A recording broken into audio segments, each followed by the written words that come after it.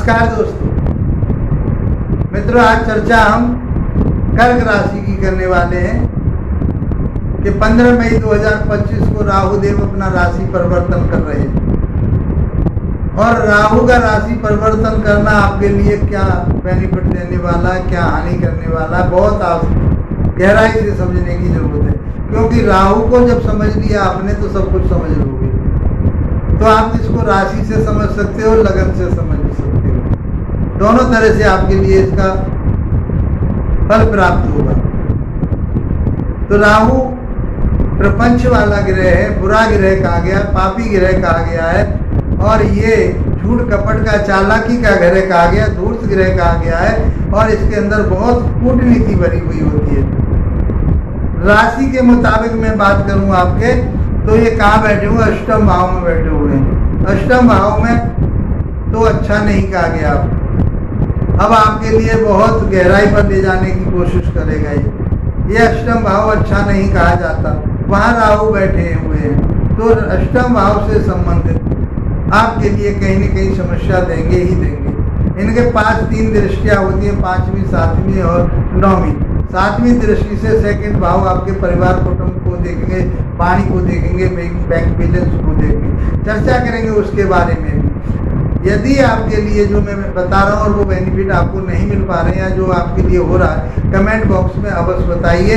2 साल से आपको इसने अच्छा खासा दिखा दिया, नज़ारे दिखा दिया आपके लिए। यदि पत्रिका में राहु देव की स्थिति अच्छी नहीं थी तो आपको घुमा दिया बहुत तरीके से। कोर्ट कचहरी थाना दरबार को भी इसने दिखाया, हॉस्पिटलाइज कराया, आपके बने हुए काम बिगाड़े इसने। आपके जो रिश्तेदार थे वो आपसे दूर दूर भागने लगे, आपके भाई बंधुओं में भी कलह पैदा हो गई, आपके जो पैतृक विवाद शुरू हो गए, पुत्र और पिता में भी विवाद शुरू हुए, आपके काम में डिस्टर्बेंस हुआ। इस राहु ने बहुत कुछ उथल पुथल की। 2 साल से आप किस तरह से निकल के आए हैं वो आप ही जाने और आपका ईश्वर जाने। मैं तो आपके लिए बता रहा हूँ कि राहु इस तरह का प्रभाव देता है। अब देखिए 50 दिन के लिए राहु और शनि दोनों साथ साथ आए थे, उसमें भी बहुत बड़ी समस्या खड़ी रही। 18 मई तक रहेंगे ये वहाँ पर। तो ये समस्या है क्योंकि ये पश्चिम दिशा, शनि जो है पश्चिम दिशा के स्वामी कहे गए हैं। तो ये करीब 50 दिन के लिए आपके लिए पाश्चात्य सभ्यता की तरफ को या पश्चिमी देशों की तरफ ये उथल पुथल मचाने वाले। रेल दुर्घटनाएं हो सकती हैं, उथल पुथल हो सकती है, भूकंप आ सकते हैं, भूमिस्खलन हो सकती है, सुनामी आ सकती है, आपस में झगड़े हो सकते हैं, किसी राजनेता के ऊपर गाज गिर सकती है। ये राहु का और शनि का जो मिलन होता है ये भी बहुत खतरनाक होता है। उसके बारे में मैं आप लोगों को वीडियो समय के अभाव में नहीं दे पाया, फिर भी मैं आपके लिए बताने की कोशिश कर रहा हूँ कि ये समय जो 50 दिन का रहेगा ये भी बहुत उथल पुथल वाला रहेगा और इसमें ये सब चीज़ें आपको देखने को मिलेंगी। कहीं ओलावृष्टि होगी, कहीं कुछ हो, क्योंकि शनि अंधेरा है, राहु एक हवा है।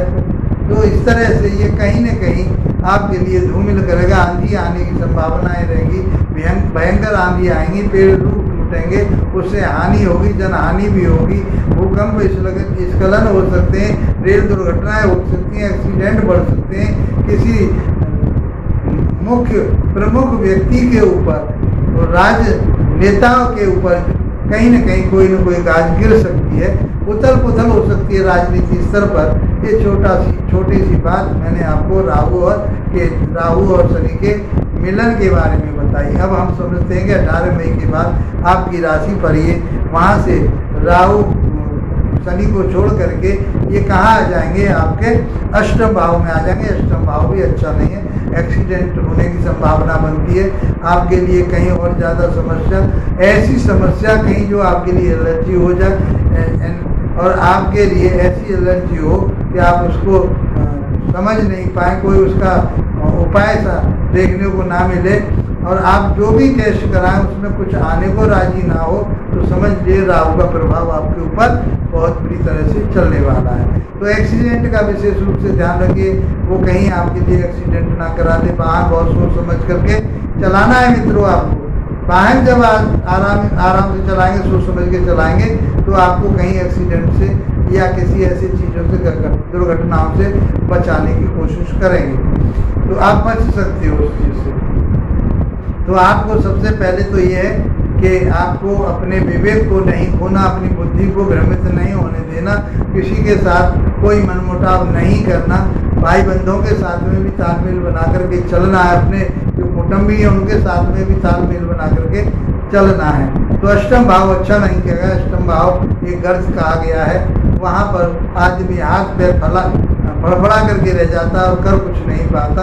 ऐसी स्थिति राहु देव की अष्टम भाव में है। ये आपके यहाँ पाइस दे सकता है।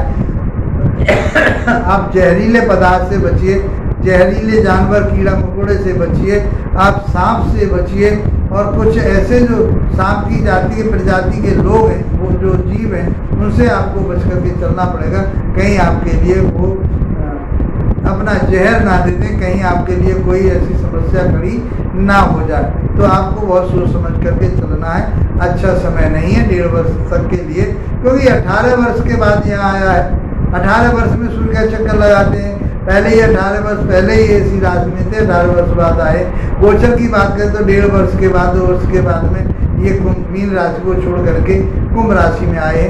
तो मित्रों, ये आपके लिए कैसा प्रभाव देंगे कमेंट्स में अवश्य बताइए, जो मैंने आपको बातें बताई हैं, क्योंकि आपको ये छल कपट और इन सारी चीज़ों में डालेंगे, भ्रम में डालेंगे। आपके लिए साम दाम दंड भेद से आप काम निकालना चाहेंगे और आप उतारू हो जाएंगे उस सारी चीज़ पर कि जो आपको नहीं करनी है वो आप करने के लिए और अपने मन को बना लेंगे और जिद्दी हो जाएंगे इस बात को कि नहीं, ये काम करना तो मुझे करना ही करना। तो जिद छोड़िए और अहम को छोड़िए, अपने गुस्सा क्रोध को छोड़िए, विवेक पर काबू करके आपको आगे बढ़ना है।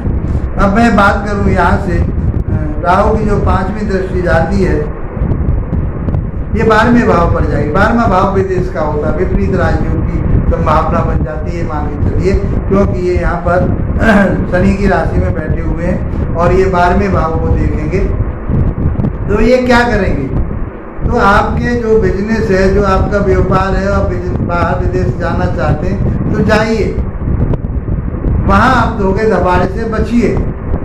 तो आपके काम को, व्यापार को, बिजनेस को तो बढ़ाएंगे, लेकिन 12वें भाव में दृष्टि जाने से अर्थ ये है कि आप विदेशी कंपनियों से जुड़ेंगे, विदेश में जाकर के आप अपना नेम फेम प्राप्त कर पाएंगे, उन्नति तरक्की का आपका समय। यदि आपकी पत्रिका में राहु और केतु में से किसी की भी यदि दशा आ रही है, विशेष रूप से राहु की प्रत्यंतर दशा, अंतर दशा है, तो आप विदेश जा सकते हैं।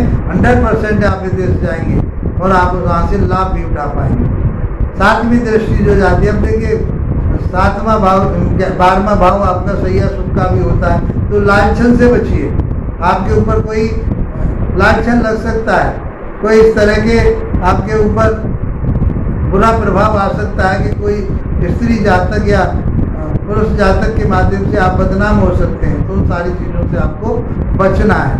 कोर्ट कचहरी थाना दरबार से बचना है आपको, क्योंकि आपको हेल्थ प्रॉब्लम यदि कोई हो गई, इशू बन गए, तो आपके लिए हॉस्पिटलाइज भी हो सकते हैं। तो इन सारी चीज़ों से आपको देखना है और समझना है।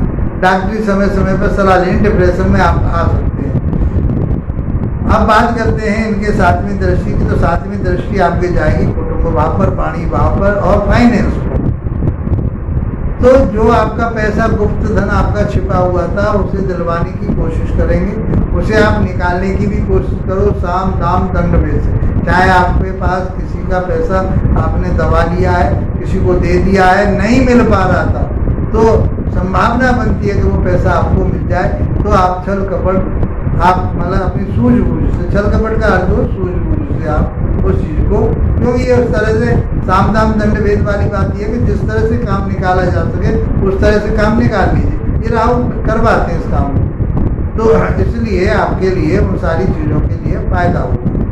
तो कुटुंब में वाणी पर कंट्रोल रखना पड़ेगा, क्योंकि केतु देव वहाँ बैठे हुए हैं, हम ना पाले।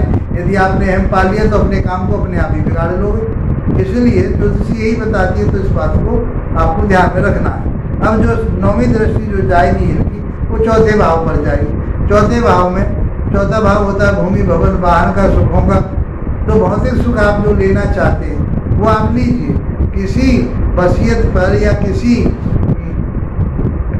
जो आपके भूमि भवन वाहन की रजिस्ट्री है या कोई बैनामा आपने करवाया है वो उस पर सोच समझ करके आपको साइन करने हैं, और किसी छल कपट किसी छल द्वंद में ना फंसना हो कहीं, क्योंकि धोखा हो सकता है आपके साथ। इसलिए आप सोच समझ करके किसी पर लिखा पढ़ी के काम में साइन करें, पहले समझें फिर उसके बाद में साइन करें। इस प्रकार से आपके राहु का प्रभाव नवी दृष्टि से चौथे भाव पर आएगा। चौथा भाव माता के सुख का ध्यान रखना है, माता के हेल्थ का ध्यान रखना है कि माता का स्वास्थ्य अच्छा रहे, इसका भी आपको ध्यान रखना है। आपको अपने किसी नशीले पदार्थ से आपको हैबिचुअल नहीं बनना है। मैं बता रहा हूँ क्योंकि अष्टम भाव में बैठ कर के राहु आपको हैबिचुअल बना देते हैं, किसी चीज़ की एडिक्शन लगा देते हैं, चाहे वो दारू की हो, चाहे आपके लिए अफीम की हो, चाहे गांजे की हो, चाहे अब जो भी चीज़ें होती हैं इस तरह की मुझे नहीं मालूम, वो चीज़ें जो नशीले पदार्थ हैं उसकी तरफ को आपको प्रेरित करेगा। उन चीज़ों से आपको बचना है, मांस मीट मदिरा से आपको बचना है। मित्रों, यदि वीडियो अच्छा लगा है तो इसको लाइक भी कीजिए और शेयर कीजिए। शेयर इसलिए कीजिए कि ये राहु का प्रभाव उससे कम होता है, क्योंकि राहु फैलाव है। अब जितना इसको आप फैलाओगे उतना आपका राहु डैमेज रहेगा, कमज़ोर रहेगा, बुरे प्रभाव नहीं देगा। तो आप अपने मित्रों तक इसको पहुंचाइए ताकि इसका लाभ मित्र भी उठा सकें, और उनसे भी कहें कि आप इस राहु के प्रभाव से बचने के लिए वीडियो को वायरल कीजिए, वीडियो को शेयर कीजिए। तो आपके लिए बहुत अच्छा रिजल्ट इसका मिलेगा ही मिलेगा। आप पहली बार आए तो इसको सब्सक्राइब करके जरूर जाइए, वीडियो अच्छा लगा है तो। अब आपको करना क्या है, यदि आपको ये रिजल्ट खराब मिल रहे हैं और जन्म पत्रिका में भी राहु की स्थिति खराब है तो आपको चना चबा देगा, लोहे के चने चबाना हो जाएगा। तो आपको क्या करना है इस चीज़ से बचने के लिए? बाबा भोलेनाथ की आराधना कीजिए, हनुमान चालीसा का पाठ कीजिए, राहु के बीज मंत्रों का जाप कीजिए। मैं समझता हूँ कि ये समय आपका 1.5 वर्ष का बहुत आज़ादी से निकल जाएगा, किसी तरह की कोई समस्या सामने नहीं आने वाली। मित्रों, इसी के साथ आप लोगों का धन्यवाद, नमस्कार।